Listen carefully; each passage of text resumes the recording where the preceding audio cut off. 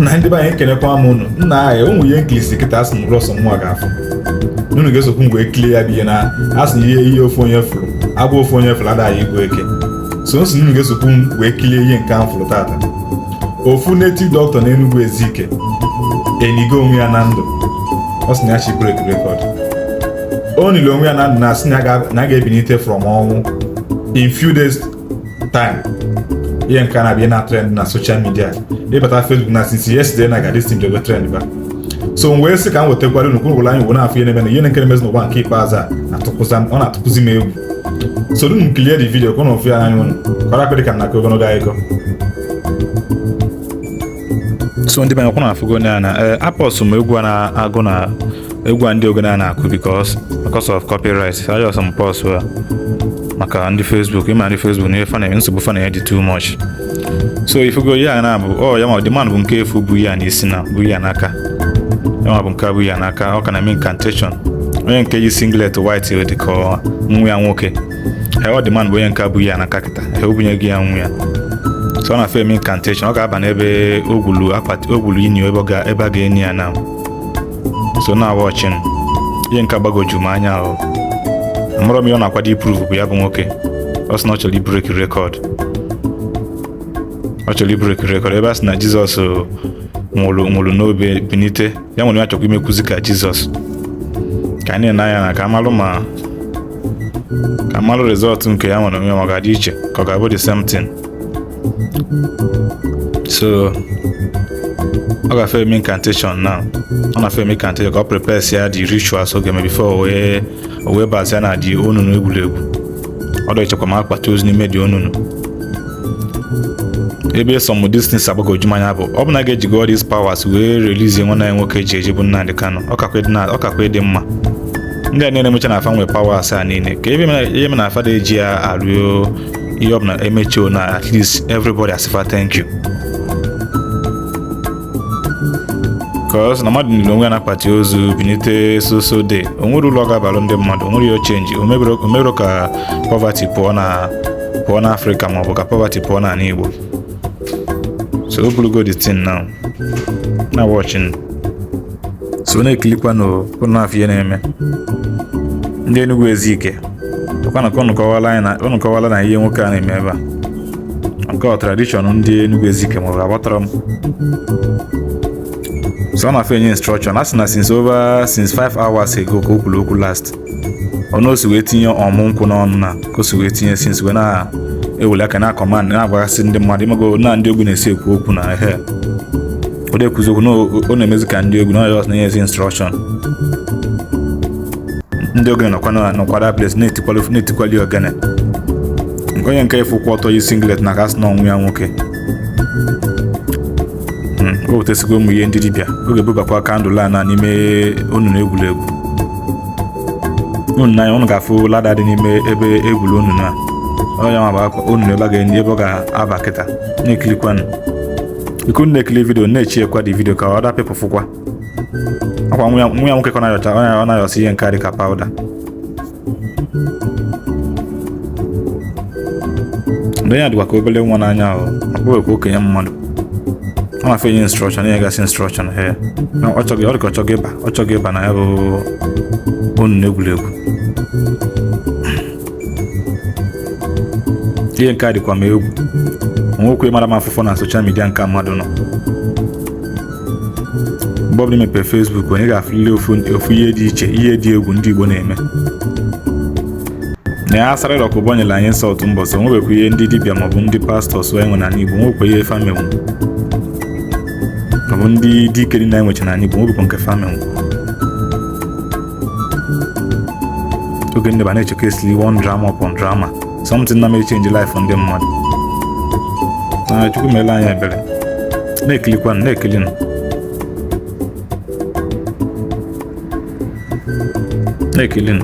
ọ na-afọ ọbago ọ banyego n'ime ọkwụ na-afụ akpati ozu adịghịkwa n'ime onunu ebe egwuregwu ekwe dị akpati ozu ọ na-afọ oge megide omechie ya na ọba n'ime dị akpati na ekpochie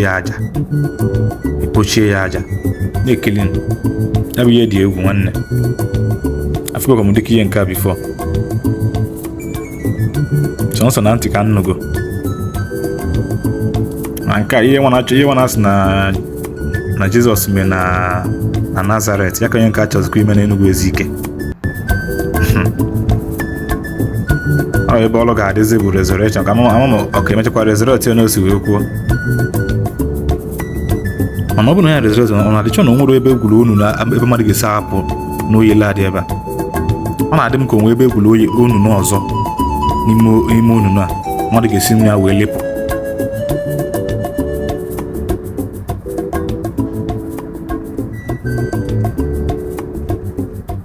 Ọnwụkwa majik mara m afụfụ n'ụwa. Na-ekele please go n'isi ekele na-echi ya gwa the video, biko na-echi ya the video ka more people fụkwa ihe na-eme. O bulugo ite ọgwụ ya ka ọ dọsa n'ime dị onunu.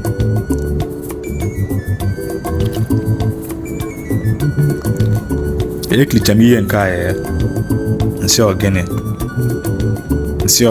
ka ebe a ga-eji ihe na-eje. Ọ bụ na oge emechi ihe nke a na Enugu-Ezike atọ n'otu obodo oyibo, ọ ga-akwa ịmagbu onwe ya. Ma ọ bụ na ọ emechi ụdịka ya na Enugu-Ezike atọ n'otu,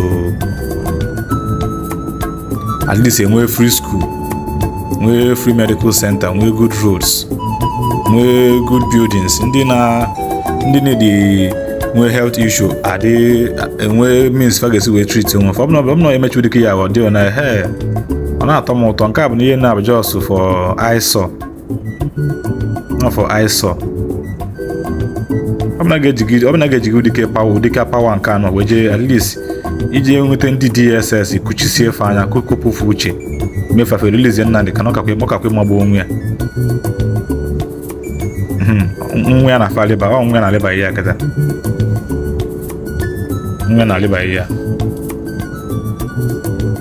Onwe ihe mara m afụfụ n'ụwa ahụ ihe na-emekwa nọ nke mebere afọ bịa mbọsọ ọbụla chi fotelu na imepe Facebook go na ọ bụ ebele ndị na-enwere data emegbugo m. Ọ dị ka nwa ya ga-akọvi ya tọwele oji n'aka na ọ ga-akọvi ya the thing n'isi now watching. Keep watching. As you are watching, please share the video. Ọ sị gị ya cover ya. Onye kwukwu okwu kwa sọnsọ ọ just na-enye instruction because o jikwa ọmụmụ dị ya n'ọnụ wee baa n'ime media akpati akọva gị ya na watch kwanụ ka o kpuchizie ekpuchi na oge kpuchi the man na.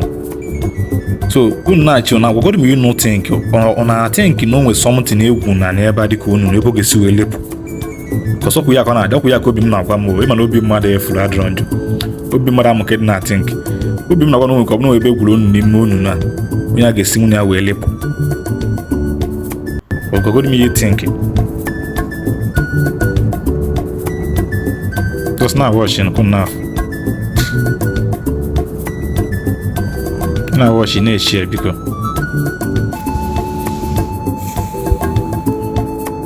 Dịka mmadụ ga-esi wee binite ụlọ nnọọ ya ọ bụrụ oge cheta n'obi ya nọọ ka ọ ga-esi wee nye onwe ya na ndụ. Ndị mmadụ sef nwa ya ga-ebupụ kandụl ọkụ a na oge bịa wee pụọ na emebe incantation omelia the last incantation karị ka incent ọkụ incent ka o ji n'aka nke ọzọ jide kandụl n'aka nke ọzọ ọ na-afọ eme incantation o mechago na nke ọlịpụzia na aka echekwa ka mama ọ ga-enwe ike nwee change of mind ka o bupụzie the ladder now. After ka o bupụcha this ladder na a ga-abịakwa chebekwa mma dị mmanụ nwere ike ichenji obi ya nwere ike si na ya memezi mana dị mmanụ kwechilikwa na ya ga-eme ya nọchi break record. Mana ama m na nwere nwoke a mesi n'ụwa ka ndị mmadụ kwetere na ihe a bụ real. That is another funny thing. People nwere ike ikwete n'ụwa na ọ dị real.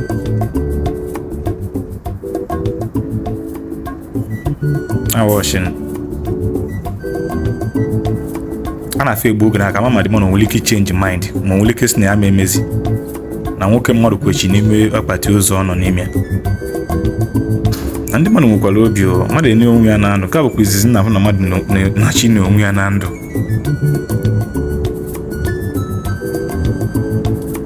Nke a bụ okwu na-emeli ya kidnapping maọbụ nke a bụ na ọya ma ji aka ya wee kwete ka onye onwe ya na ndụ. Ebe ekpochibeghị ya na ekpochibeghị aja ọkwụ na wọchị afụ na onwere mgbe eji wee bupụ kamera. Ihe a bụ ihe na-agwa gị bụ na ihe a onwe ndị na ọdịa na-evidia live mgbe ihe efu na-eme wepụ na ọdịa na-evidia live. Ịda ụtụkwu ije jụọ ndị Enugu-Ezike ebe a ka ya bụ ihe mere n'Enugu-Ezike. A na-afọ ekpochi aja ị na-awa ọchị na-echi ya ị na-awa ọchị ị na-echi ya.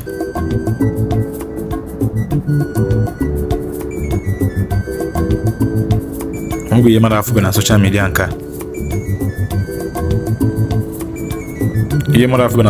nke a o pele ezigbo mpe ekpuchibeghị ya. Ndị mmadụ nwekwara obi pawa dịkwa n'ụwa mana mmakwụ were n'eti na ntịrị mgbe m fụzi mgbe o resurrect wee mazi ya ga-ekwuzi. Mana ọ na-adị m ka onwe something nwoke a gwuru n'onu n'ebe a ebe mmadụ si ebe ọ ga-esi wee lepụ ya bụ uche m na-agwa m mana mụrụ m ihe n'otu nke ọ bụrụ believe ya nwoke ahụ na ọ dị real na o menwere ya true ịgwa m ime ka mmalụ ihe eti nke na comment section.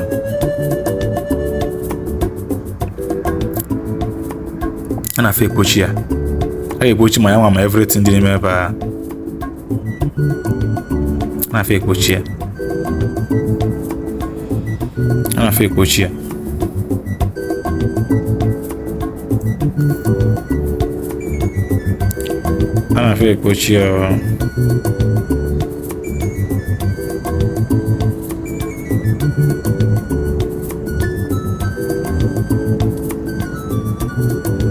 mana ihe mma watara ọzọ bụ ka ya na-akwado improve with this thing ka ọ na ọjọọ chi break record. Ịmana since he held that break cha Guinness record na everybody just break his record one way or the other. What is nnọọ ka Hilda just remind everybody of Guinness record. Everybody na-achọzi break record nke ya na-awọchị kwụ na-afụ na ihe na-eme m ga-efolo kesi ọ bụ mgbe ọbụla o ji wee si n'obi nitego n'ọnwụ bụ ya bụ onye n'obi nitego nke emekwa vidio post kwa again. So ọ bụrụ na na-efolo tọnụkwa notification on so that mgbe m ga-epost ya ọzọ n'obi nitego ka inwe ike dị aware. Watch.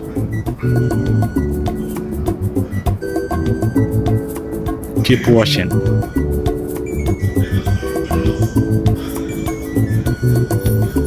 A ga-ekpochigide na ntụli ekpochisi ya ọfụma. Anụkwa m na-emechakwa mma the place plaster self gote cement ya the place. Anụ na-emecha cement kwa that place mechakwa the man ka na-enezi amazi ya gozi the outcome emechazi ya. M ga-ekipụkwa you guys, m ga-ekipụ na updated ihe ọbụla bụ the outcome m ga-amakwa.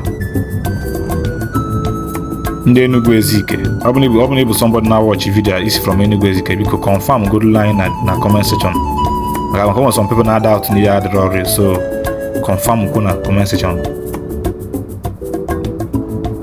We have been a trend since yesterday ka o bido trend ba. Nwere ihe mmadụ ama afụfụ n'Africa magic akarị everywhere.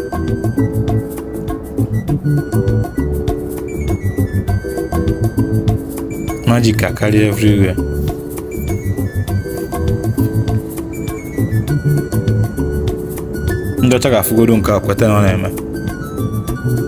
Ndị ọcha fụ nke a kweta na ọ na-eme.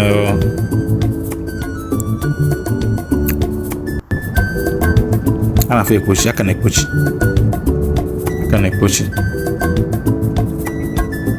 Ndị ogene ka nọkwa na-akụrụ afọ ogene. Ihe m na m etinyere egwu ogene a bụ maka achọrọ m ịfọlụ na nsogbu ndị Facebook. Achọrọ m ịdaba na nsogbu ndị Facebook. Nwa nwoke na onwe ya ka na-emekwa incantation nke ya kwa. Ọ gbasaba gị mmiri, ọ gbasa mmiri na nekwa nke omele ka ebe o mere ya ekwe mmiri ya nwa nwoke na-afa agbasị ya mmiri ọnwụkwa ịmara m afụfụ na soshal midia ebere emegbe olu m onye na-enwere data. Ọ bụ na ị nọ na Naịjirịa ma ị nwere data ya bụ na ihe everything ifugo everything isi go the whole chi ga na-esi n'ụwa. Nwa ya nakwa na-eme incantation, na-eme ka a na-ekpochukwa mpi aja, ọ na-emekwa incantation.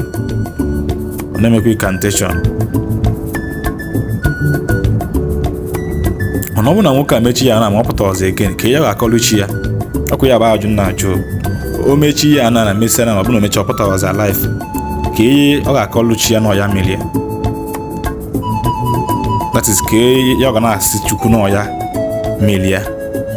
Ọ bụrụ o metere onwe ya.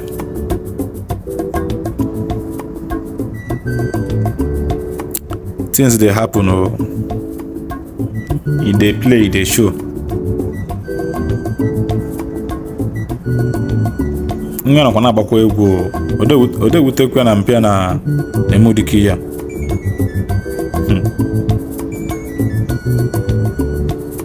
Ọ dịkwa na egwu. Ngwa na ọ ga-adị na ọ bụ na o mechaa bụ na ya bụ nwoke mechakwa benitekwa from ọnwụ from n'ebe niile enyi ya. O mechaa resurrect nke emekwa konomalụ nke emekwa video about it. So as you are sharing, please do well to also follow my page as well. Daalụ m.